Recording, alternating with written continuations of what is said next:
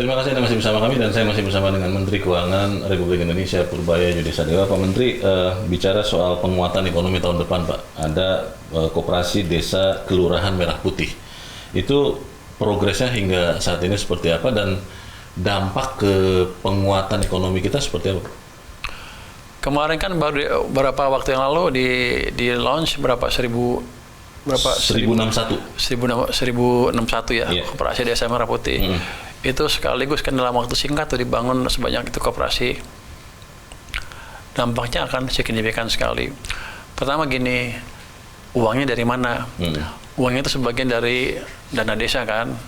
Dana desa banyak yang bilang nggak semuanya dipakai secara secara optimal ya. Yeah. Terus sebagian kita pindahkan ke Koperasi Desa Merah Putih itu. Jadi harusnya akan lebih optimum hasilnya di perekonomian kita dibandingkan dengan sebelumnya. Karena itu akan dijalankan secara profesional, bisnis koperasi yang profesional. Dari ujung ke ujung akan mereka jalankan dari supply dan segala macam. Harusnya itu akan berdampak positif ke perekonomian lebih bagus dibandingkan dengan kalau uangnya ditinggalkan di dana desa dan sebagian nggak digunakan dengan betul. Dampaknya ekonomi akan cukup signifikan. Kalau dia ngitung katanya 1%, saya nggak tahu, tapi kan belum semuanya dibangun kan. Yeah. Kalau udah semua dibangun akan ada sekian puluh ribu Koperasi Merah Putih, itu akan jelas membantu membangun infrastruktur finansial di pedesaan. Di tengah kondisi yang masih di bawah tekanan ini, Pak, kalau saya kutip angkanya, targetnya KDKMP itu 20 ribuan di Agustus dan 60 ribuan di akhir tahun ini. Itu masih dengan target itu atau ya subject to change melihat perkembangan, Pak? Wah, targetnya itu nggak berubah karena uangnya udah ada. Jadi KDMP itu pinjam dari perbankan mungkin 240 triliun, uangnya ada jadinya. Dan nanti yang nyicil bunganya pemerintah dari uang yang disisihkan dari dana desa tadi. Okay. Jadi itu udah secure 6 tahun ke depan. Untuk saya nggak ada tambahan dana APBN, cuman geser aja. Tapi dampaknya bisa lebih signifikan di perekonomian. Rencana pemindahan anggaran yang baik dari Bapak Presiden. Jadi itu semua terukur.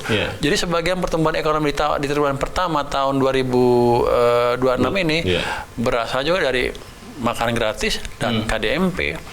Jadi dari situ salah satu sumber pertumbuhan yang didesain oleh Bapak Presiden Prabowo. Dalam mekanismenya, Pak, nanti Koperasi Desa Merah Putih itu akan bergerak seiring dengan usaha retail sejenis. Ini kan menjadi isu juga, Pak.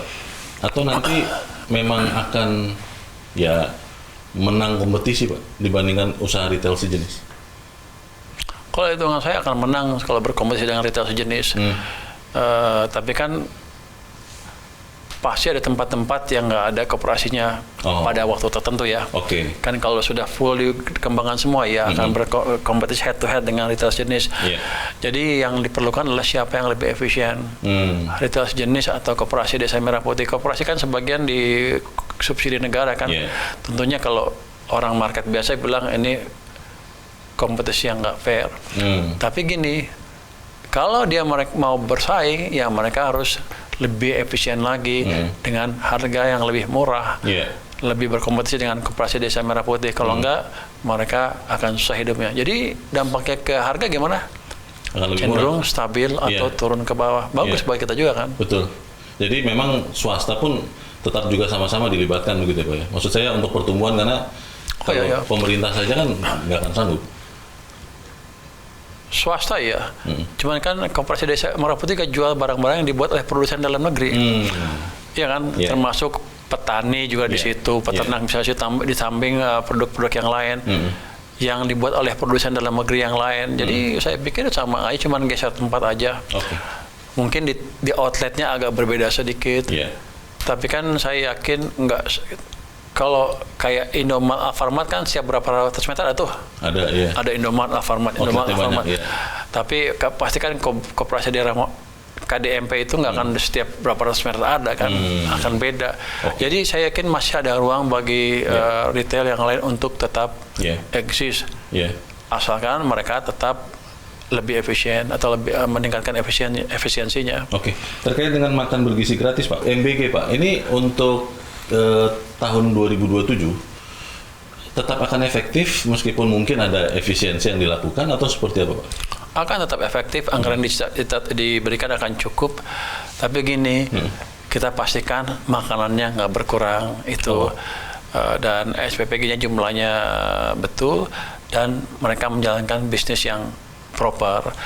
Kalau beli-beli yang aneh-aneh kan akan kita monitor ke depan, akan kita potong kalau belanjanya nggak jelas, yang nggak berhubungan, yang tidak berhubungan dengan makanan itu sendiri. Jadi itu yang disisir ya Pak ya dari program ini. Disisir, jadi MBG adalah program yang amat baik, hanya kita harus tingkatkan implementasinya. Bapak Presiden setuju dengan itu, makanya kan dari 6 hari turunkan 5 hari, turunkan ke 4 hari disesuaikan dengan kondisi anggaran.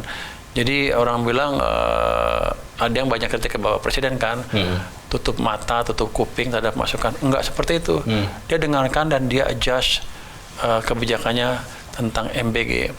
Dulu waktu awal pertama kan nggak ada yang berani nyinggung MBG, kecuali saya begitu masuk saya singgung sedikit karena saya nggak tahu. Tapi nggak seperti itu. Setelah masukan banyak ke Bapak Presiden, dia juga adjust. Kan udah berapa ribu tuh MBG yang SPPG yang itu 3.000 kalau nggak salah yang ditutup. Yang bermasalah ya. Yang bermasalah. Jadi itu satu tindakan yang tegas memastikan menunjukkan bahwa Bapak Presiden ingin memastikan MBG berjalan secara profesional, nggak ada kebocoran yang nggak jelas. Oke. Harga minyak mentah Pak, ini kan masih tetap membayangi. Lalu kita lihat juga akan muncul biosolar Pak. Lalu juga ada PLTS 100 gigawatt 3 tahun. Ini sudah dimasukkan juga dalam perencanaan atau seperti apa? Kalau biosolar kan sudah otomatis nanti realisasi subsidinya akan berkurang sedikit dari yang ditaruh di anggaran nanti. Terus kalau PLTS diskusinya sudah cukup mendalam, jadi tinggal diatur aja gimana pengeluaran anggarannya. Jadi udah tahun lalu udah kita omongkan itu tentang PLTS, cuman waktu itu kita diskusi, saya tanya udah cukup murah belum harganya, harga jualnya ke PL, ternyata teknologinya belum ada. Sekarang katanya sudah ada. Jadi kita lihat kalau bisa betul-betul dijalankan ya kita jalankan. Utamanya yang PLTS bukan yang 80 GB saja ya. 100 GB ya. Nanti itu yang utama, yang program akan dijalankan adalah yang pertama jalan itu nanti yang untuk pengganti mesin-mesin diesel di pulau-pulau terpencil.